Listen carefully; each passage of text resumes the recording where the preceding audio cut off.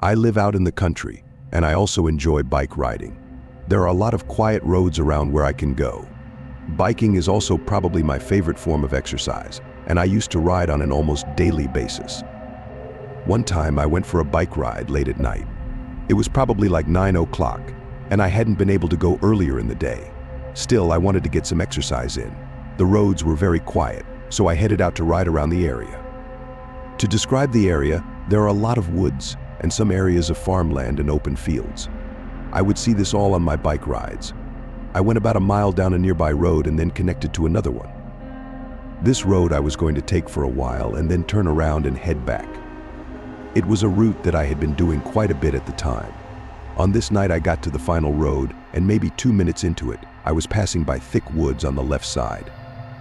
The woods lasted for a while, and as I was passing by it, I heard some noise as if something was moving just inside of it. I looked over and saw some leaves moving lower near some bushes and trees, but I couldn't tell what it was. I figured maybe it was an animal like a deer.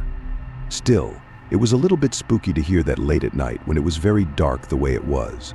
I kept riding and looked back again, and still saw nothing. Whatever it was stayed in the wooded area. I moved on from that and kept going. After maybe 5 or 10 more minutes, I turned around and started heading back. Soon I made it back towards the spot that I had heard the noises in the woods. I didn't know exactly where it was, so I wasn't thinking about it or anything, but suddenly I heard more sounds coming from up ahead as I was quickly approaching. I saw some movement, and the next thing I knew, a large tree branch came flying into the road right in my path. When it landed, I was only about 10 feet away from it. As fast as I was going, I couldn't get out of the way. I turned my bike to the right to try and go into the grass and avoid the large log, but I couldn't do it on time. I hit it and was sent flying off my bike as the bike fell to the ground. The good news is that I landed in the grass. It still hurt, but it would have been much worse had I landed on the pavement. I had been able to turn my bike just enough to avoid that. It all happened so fast I didn't know what was going on at first. After landing, I slowly sat up and gathered myself. For the most part, I was all right. That's when I heard more noises from inside the woods. It was just a little bit behind me. I looked over, and soon, a man emerged. He was dirty looking. He had long blonde messy hair and a slight beard. The man started walking closer to me. I scrambled up to my feet and ran for my bike. I quickly got on it as the man approached me. He got within maybe 5 feet of me, and I started to ride off. Something then flew past my head as I was starting to leave, and I saw that it was a rock. The man had tossed it at me. The man didn't say anything at all the entire time. I didn't know what his problem was. I rode off quickly and was able to make it home safely. I called the police and told them about what had happened. After that, I stopped riding late at night, and I tried to go during daylight hours if possible. I don't know what that guy was doing, but I could have been severely injured by him. I'm grateful that I made it away okay.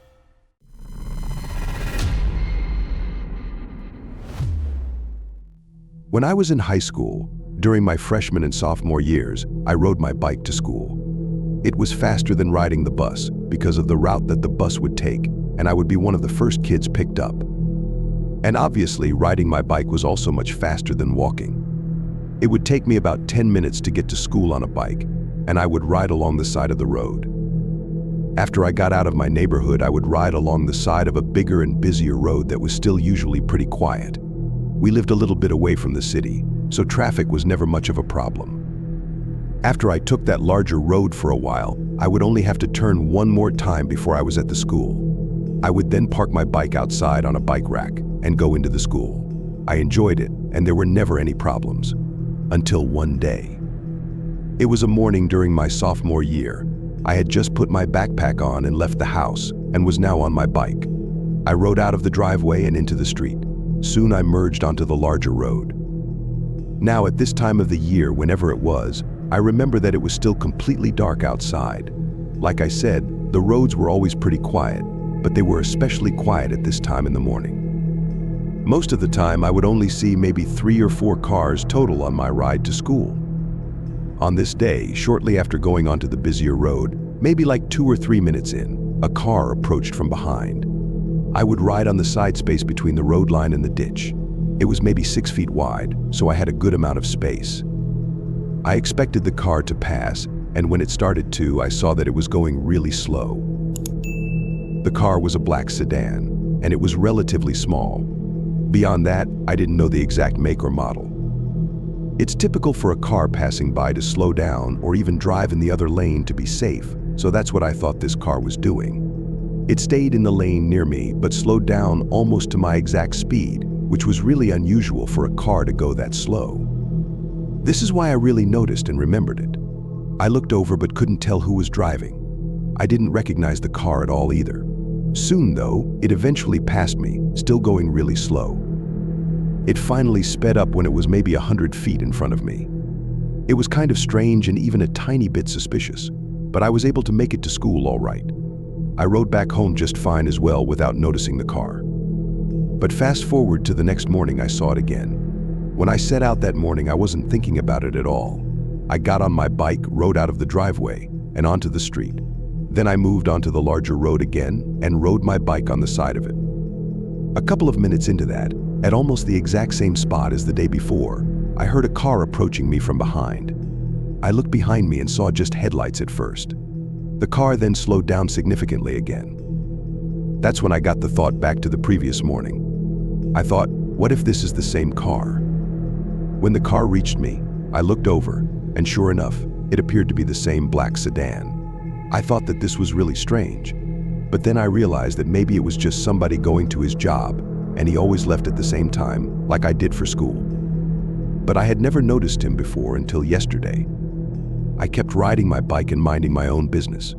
The car then got to even speed with me, and then maintained it. We were going parallel to each other. When this continued for an uncomfortable length of time, I looked over at the car. I could see it appeared to be a man driving it, but I couldn't really tell what he looked like. I then started speeding up on my bike, and when I did, the man sped up in his car ever so slightly, just enough to keep up with me. I went faster, and he did the same. Then I slowed down significantly and went back to my first speed. The guy slowed down in his car. I was starting to feel really creeped out. The surrounding area of the road was a lot of woods and a few houses here and there. It didn't make me feel any safer. We were on a long straightaway of the road with no other cars in sight. Finally, the car sped up and moved past me. I was really glad to see this guy finally driving away. He got a long ways up the road, but then I saw his brake lights come on. I got a bad feeling when I saw this. The car then pulled over to the side of the road on the right. I wondered what was going on, and I got really nervous to keep going. After the car stopped, the driver's door opened. A man stepped out who was very tall and large. He was wearing a black sweatshirt, I remember, and had longer dark hair. I kept riding my bike in his direction. After he had stepped out, he just stood next to his car and faced me. He was looking directly at me as I rode my bike closer, and it was really giving me the creeps. I got within probably 100 feet of the guy. Then I couldn't take it anymore. I suddenly turned around and made a U-turn on my bike. There was no way that I was going to try to get past him. After turning around, I started riding as fast as I possibly could in the direction of my house. My heart sank when I heard the sound of his car door closing behind me in the distance. Then I heard the sound of the car moving. I looked back and saw the car now making a U-turn. There was no way that I was going to be able to outrun the car on my bike. In that moment, I suddenly veered off to the left and into the ditch. I rode my bike into the grass and then hit my brakes and stopped. Then I dropped my bike and got off of it and took off running into the woods. I was desperate, and I just needed to get away from this guy. I started running through trees and tall grass, and at first I could still hear the car approaching me from behind. The farther I got into the woods, though, the less I heard of the car. I kept running like crazy until I made it out of that section of the woods. There was an open field of grass and a house in the distance. I ran to the house, and when I got there, I knocked on the front door. The house was connected to a quiet, curving road that likely connected to the busier road that I had been on. This was a neighborhood that had several houses that were all spread very far apart. Nobody answered the door after my first knock, so I knocked again. Still nothing. At that point, I ran around to the back side of the house and hid behind it. I didn't want the man to come looking for me over here. I laid down next to the house and tried my best to be as quiet as I possibly could. I remained there for several minutes. Then I was going to go back, but I heard a car start driving down the quiet road. I stayed where I was and held my breath. The car, I could tell, was going really slow. It passed by and then seemed to turn around because I heard it again driving back. I never saw the car, but I would bet that it was the man. After I heard it leave, I remained where I was for probably another 5 minutes. Then I got up and walked back around the house and through the woods back to my bike. It was still there in the ditch. I got on it and then rode back to my house, going as fast as I could the entire time. I didn't see the car on my way back, and I made it home safely. Then I told my mom everything. She called the police, and I was excused from classes and got to stay home from school that day. From that point forward, my mom drove me to school. The following year, I got my driver's license, and I could drive myself to school. I will never forget that experience, though, and I'm really happy that I got away from that guy.